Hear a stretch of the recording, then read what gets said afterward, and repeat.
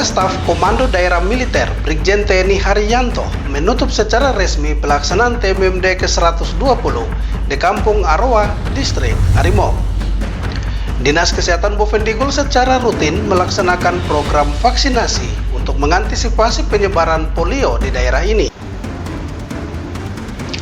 Halo, selamat pagi Bapak Mama dan Saudara dong semua. Itulah dua topik berita pagi ini yang akan kami sajikan bersama berita lainnya. Edisi hari ini, Sabtu 8 Juni 2024. Bersama saya Fernando Kakurung, inilah Info Digul selengkapnya.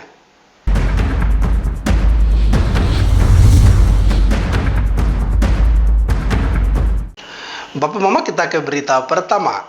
Kepala Staf Komando Daerah Militer Brigadir Jenderal TNI Haryanto mewakili Pangdam 17 Cendrawasih menutup secara resmi pelaksanaan Tentara Nasional Indonesia Membangun Desa TMMD yang ke-120 di Kampung Aroa, Distrik Arimo. Penutupan TMMD ke-120 di Kampung Aroa, Distrik Arimo ini tidak hanya menandai penutupan sebuah proyek pembangunan, tetapi juga menggambarkan kemitraan yang erat antara TNI dan masyarakat dalam menciptakan perubahan positif.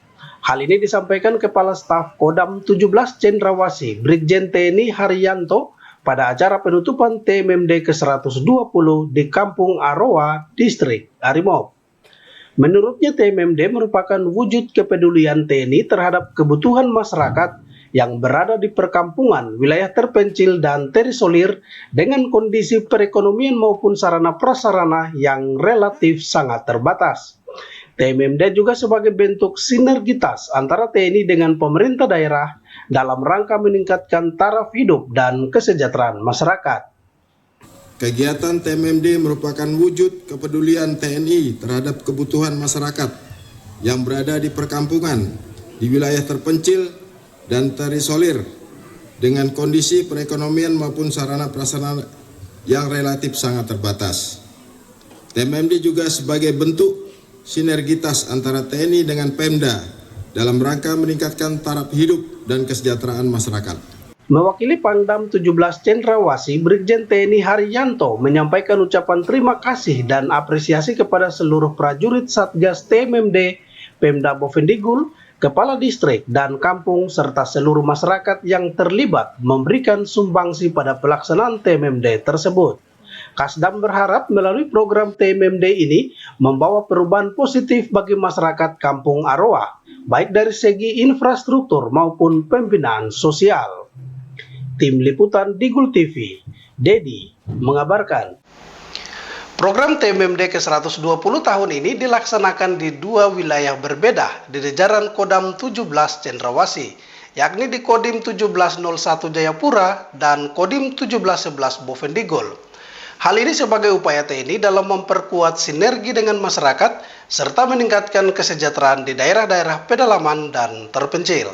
Kepala Staf Komando Daerah Militer Brigadir Jenderal TNI Haryanto menyebut pada gelaran TMMD ke-120 di jajaran Kodam 17 Cendrawasih dilaksanakan di dua tempat berbeda, yaitu di wilayah Kodim 1711 01 Jayapura dan Kodim 1711 Bovendigul, tepatnya di Kampung Aroa, Distrik Arimo. Pelaksanaannya dilakukan selama 31 hari yang dimulai dari tanggal 8 Mei sampai dengan 7 Juni 2024 dengan mengusung tema Dharma Bakti TMMD mewujudkan percepatan pembangunan di wilayah. Melihat pentingnya pelaksanaan TMMD dalam proses percepatan dan pemerataan pembangunan, maka program TMMD dibagi dalam dua jenis kegiatan fisik dan non-fisik, di mana kegiatan fisik meliputi pembangunan 1 unit gereja, ketahanan pangan, dan pembangunan 3 unit sumur bor. Sementara kegiatan non-fisik berupa penanganan stunting, pelayanan pembinaan terpadu, penyakit tidak menular, sosialisasi keluarga berencana, pengobatan massal, penyuluhan perkebunan dan peternakan, kekerasan dalam rumah tangga, dan berbagai program kerja pemerintah lainnya, serta hiburan masyarakat.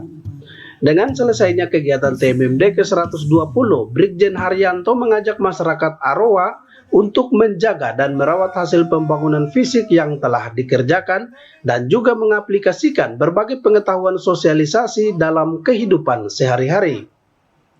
pada TMMD ke-120 di jajaran Kodam 17 Cendrawasih dilaksanakan di dua tempat, yaitu di wilayah Kodim 1701 Jayapura, Korem 172, dan di Kodim 1711 Bobodigul, Korem 174. Tepatnya di Kampung Arwa, Distrik Arimop, Kabupaten Bovendigul yang indah ini.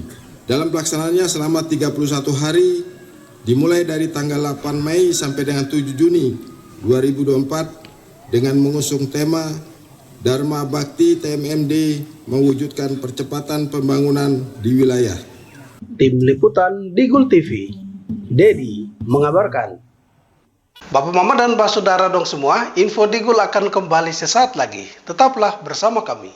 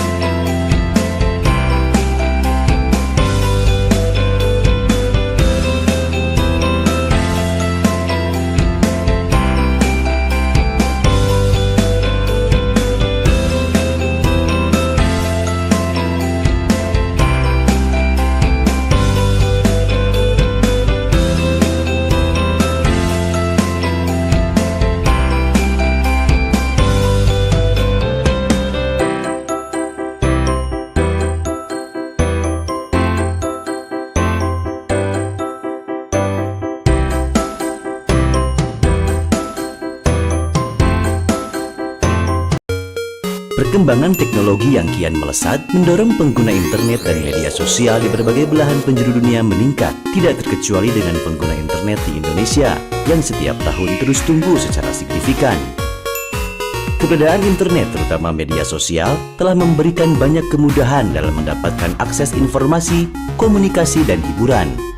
Namun, selain manfaat positif, kehadiran internet pun turut mengundang berbagai kemungkinan masalah. Agar terhindar dari penyalahgunaan media sosial, mari kita belajar cara menggunakan media sosial secara bijak. Pertama, tidak sembarangan membagikan data pribadi di media sosial. Pengguna internet mesti mengetahui informasi mana yang bisa menjadi sumber masalah dan dimanfaatkan oleh pihak tidak bertanggung jawab untuk hal-hal yang tidak baik. Jadi, sebisa mungkin hindari membagikan informasi pribadi seperti alamat rumah, kantor, atau detail dan jadwal kehidupan sehari-hari. Kedua, berhati-hati membagikan konten. Hindari menyebarkan konten pornografi dan sara seperti informasi yang ditujukan untuk menimbulkan rasa kebencian dan permusuhan individu atau kelompok masyarakat tertentu berdasarkan suku, agama, ras, dan antar golongan. Ketiga, berhenti membagikan berita yang tidak jelas sumbernya. Pengguna harus selektif pada sumber informasi yang tepat dan harus berpijak pada fakta dengan menunggu klarifikasi dan konfirmasi.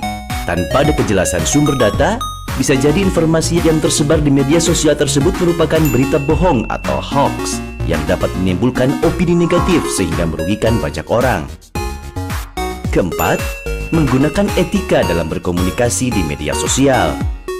Biasakanlah untuk menggunakan bahasa yang sopan dan layak dengan siapapun pada saat berinteraksi melalui media sosial. Cukup mudah kan untuk menjadi pengguna media sosial yang baik dan bijak? Yuk saatnya bijak dalam bermedia sosial.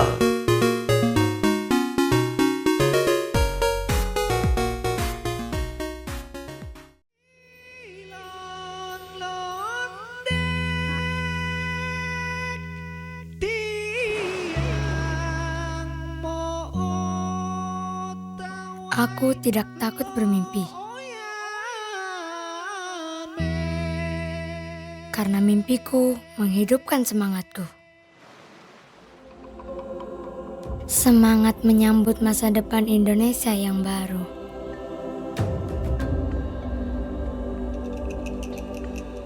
Dengan kekayaan alam yang terawat dengan baik.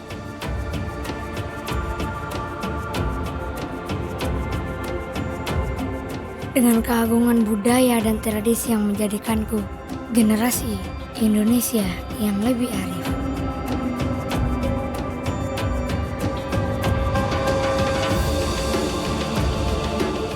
dengan keragaman potensi kehidupan untuk menyalakan kreativitas, menjanjikan kehidupan yang lebih baik.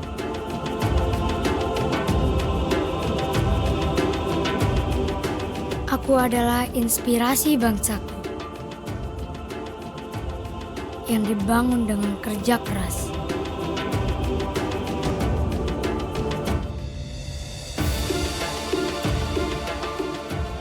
Mengedepankan teknologi terbaik tanpa meninggalkan kearifan alam dan budaya.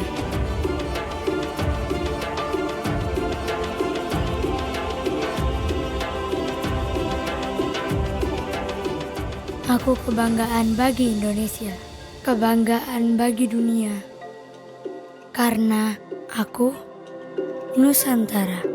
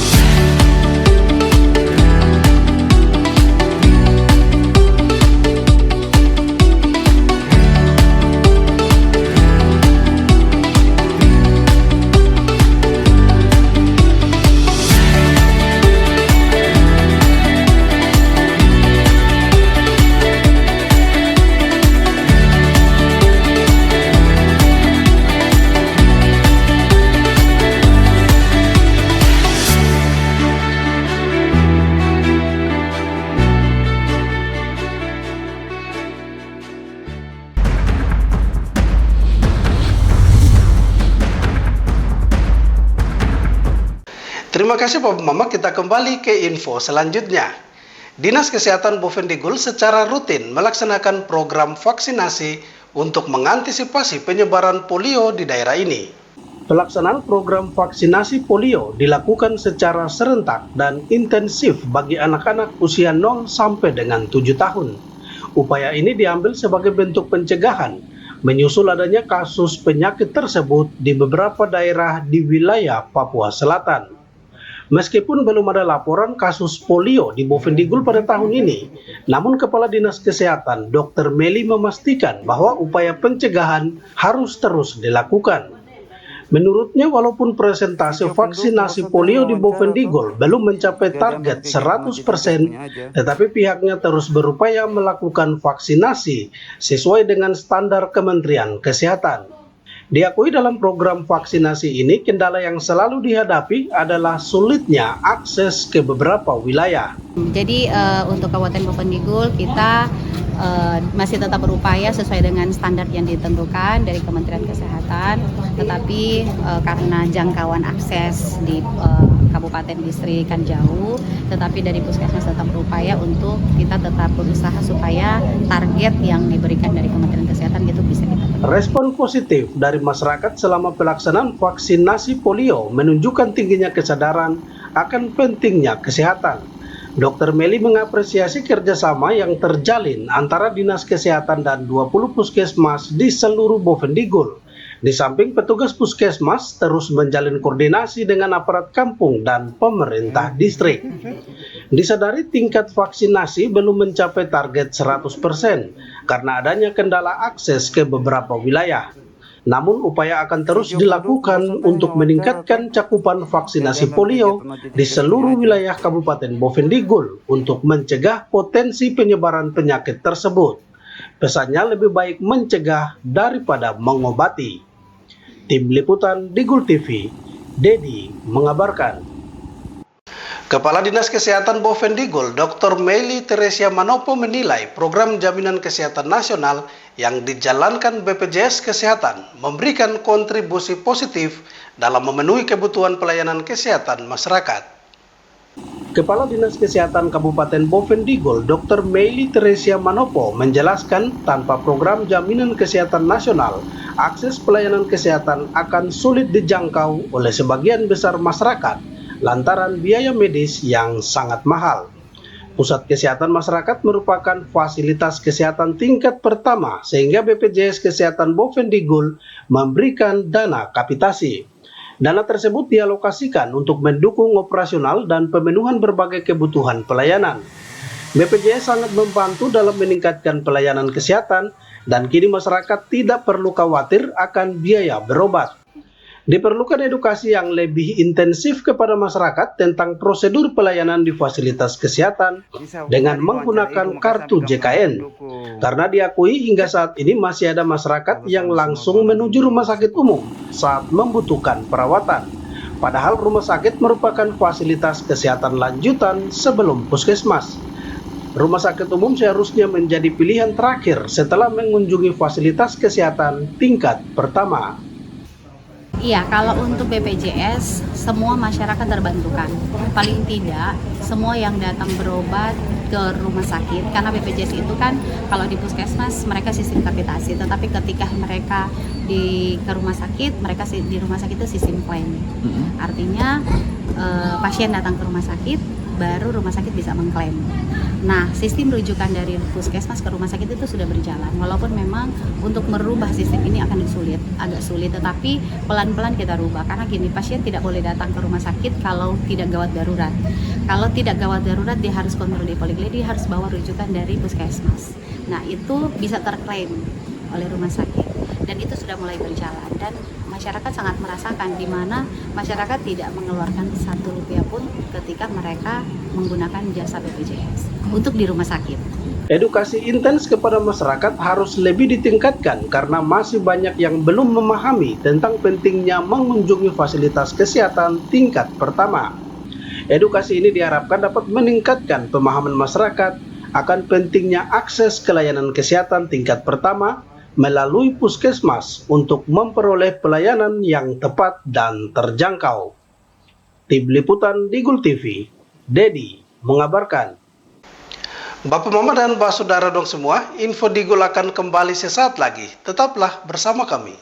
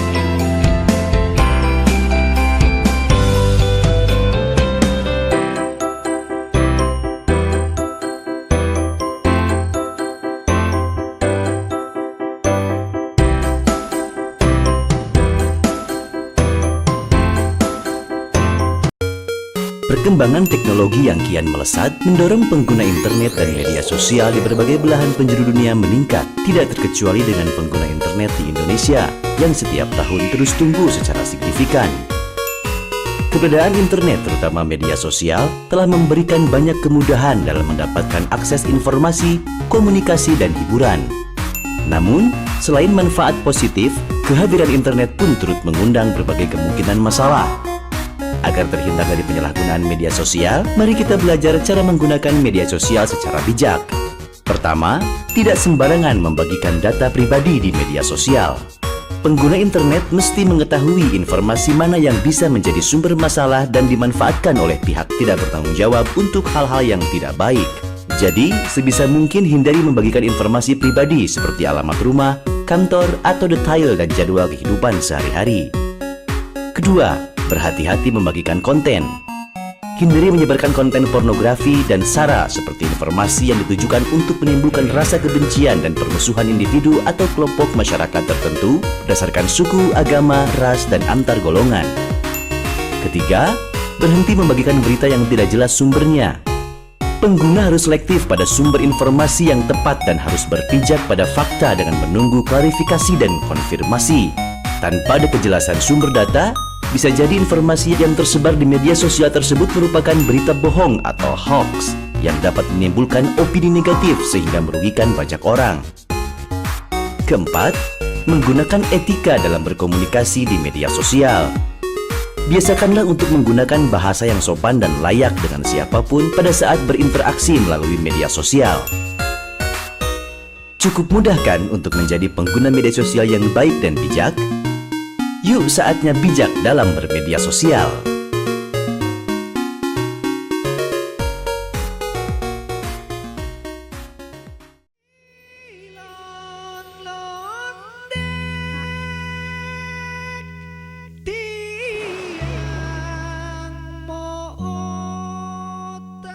Aku tidak takut bermimpi. Karena mimpiku menghidupkan semangatku. Semangat menyambut masa depan Indonesia yang baru.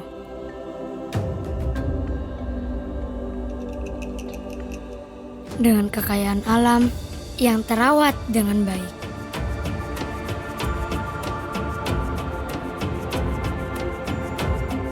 Dengan keagungan budaya dan tradisi yang menjadikanku generasi Indonesia yang lebih arif.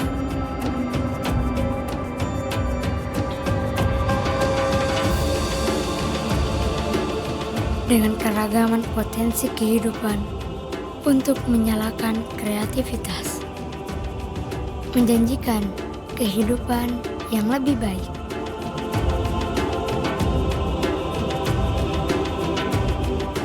Aku adalah inspirasi bangsaku yang dibangun dengan kerja keras.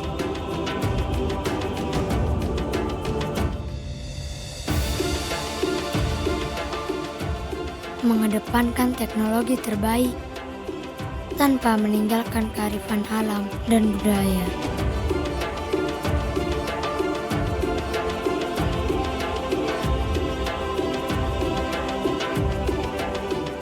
Aku kebanggaan bagi Indonesia, kebanggaan bagi dunia, karena aku Nusantara.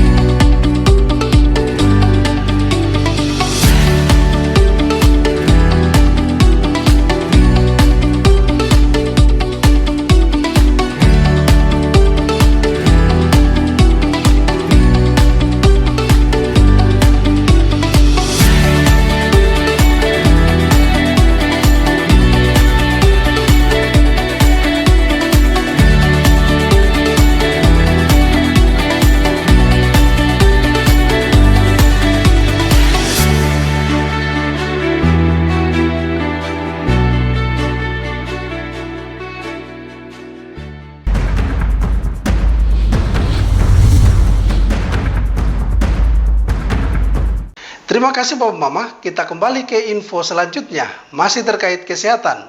Pelaksanaan akreditasi bagi 10 puskesmas di Bovendigul telah dilakukan dan kini tinggal menunggu hasil akreditasi yang akan dikeluarkan tim survei.